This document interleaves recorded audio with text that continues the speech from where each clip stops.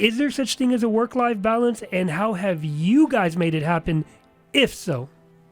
Yeah, and I hate the phrase. I wish we could come up with something else. It's not that I don't appreciate that people want to talk about how to have a successful business and then also have great, meaningful time, engaging time with your family, right? But I think just the phrase work-life balance implies that it's ever balanced. Yeah. And I just don't find that the case with 99% of all business owners, right? They all feel like at any given time, there's one part of their life, whether it's family or their health or, something they're passionate about, a passion project, and then their business. There's always one that could be a little more nurtured, right? And so yes. The work-life balance, I think it sets up women in particular as business owners to feel like they're failing and to feel like they're not enough in any given space. Like in their workspace, they're not giving enough because they're not, there for 12 hours, or at home, they're not there enough as a business owner to be with their kids. And so I love that there's people out there and some women on our panel that are going to talk about how they've been so successful in business, but also feel like they do genuinely a lot for time to be engaged with their family, engaged with their passion projects, and engaged with their health. And I think that really the pet peeve just comes in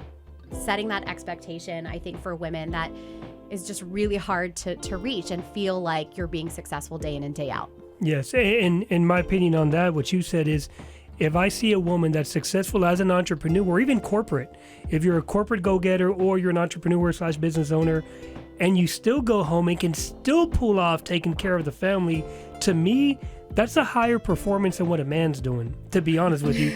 No, because that, going home and taking care of kids and mom, I need this, mom, I need that, mom, did you get this? I got the field trip. Did you get my clothes?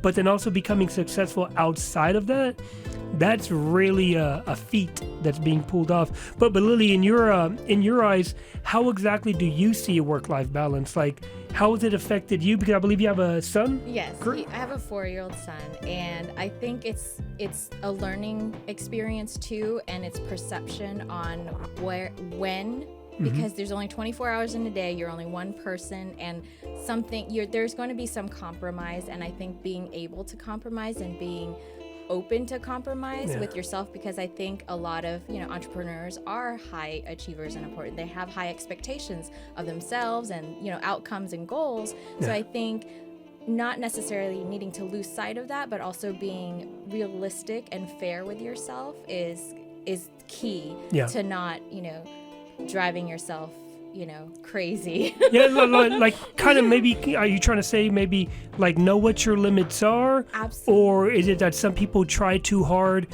to impress everybody or go the extra mile, but they're not really built for that to begin with? Well, maybe not necessarily, and I think that's one of the great things about the Women's Entrepreneurs Summit is that there's going to be speakers talking about knowing what your weak spots are. And let's say you're not a great bookkeeper on the business aspect. You can, maybe figure a way to outsource that. So you're not spending 20 hours of your time, which would take someone maybe 5 or 10 hours, if you think about your time as money, then I think that's another aspect. And I think one of the things of being an entrepreneur, it's hard to balance at times and get that perspective. Yeah, absolutely. And, I'm pretty lucky. I think this isn't all uncommon in 2020. My husband's actually our stay-at-home dad. We have a 4-year-old and a 2-year-old.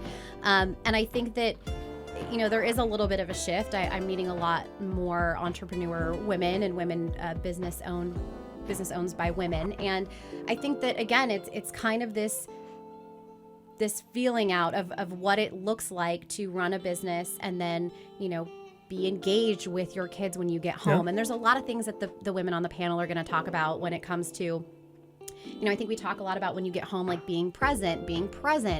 And there's definitely a difference between being present and being there physically, in your home, physically and being engaged. Right. Yes. Right. And so I think we're going to dive into, some of those simple tweaks you can make, like not having our phone on us and things like that. That was hard for me. But, I think, again, the work-life balance, we tend to beat ourselves up. It's something that we do. We get into the shower, we go to bed, and we start going through the laundry list of things that we didn't accomplish and we didn't get to, and the conversations we didn't have with our kids. And it can become very heavy and self-defeating. Like what you were saying is being engaged, even if it's 15 minutes of focus time. And that's kind of my, what I learned for peace of mind, that, instead of being there all day and distracted and working, and, my little one's like, Mommy, look at me, and so those are little experiences and shifts in behavior that I think really helps. Yeah, very good. So last question, in 1 or 2 sentences, if each of y'all can give a nugget, give some words of wisdom, okay, like a quote, we'll call it, to the women that are listening, that are pulling their hair out with their work-life balance, and they're like, I gotta do this, I gotta do that. Just 1 or 2 sentences. What can y'all relate to them? We're not saving lives. It's okay. Be gentle with yourself, and you'll get there. It might be a slower road than what you're expecting, but you'll get there. Very good. Jen? Yeah, and I think it's just be kind to yourself. I mean, we don't have it all figured out, and no business owner is expected to, and your family will appreciate that you're trying and that you're evolving and that you're going to trip a little bit and you're going to pick up and keep going. And I think we are the first generation of women and mothers that have our phone on us, right? Like constantly. And I think we're just now figuring out like how to balance that feeling that my business is right here and I have to pay attention to it and get back to people, and then also wanting to be with our kids and our families and our partners, right, if we don't have kids. So again, it's just be kind to yourself and know that growing and taking steps to get better at, again, this work-life balance. We're going to come up with a new phrase for that at Summit. Taking suggestions. Yeah, taking suggestions. Comment below. Drop it in the box. Drop it in the box. But yeah, that's what we want women to feel empowered about, is just let going of the guilt. I mean, can we quote the movie Frozen of just like let it go and take a next step to get better? Very good. And funny what you're talking about is, like, I used to tell my son's 22, and now that we're in a connection economy, we're the ones that are, as adults as well, we're constantly on our phones, just like we look at teenagers and say, they're always on their phones. But because we're all connected constantly with business, it's like we are the teenagers, but to us, it makes sense more because it's business. But it's still technically the same thing. They're socializing with their friends. We're socializing with our business friends. Right. It's our own currency. Yeah, no, but basically just like that.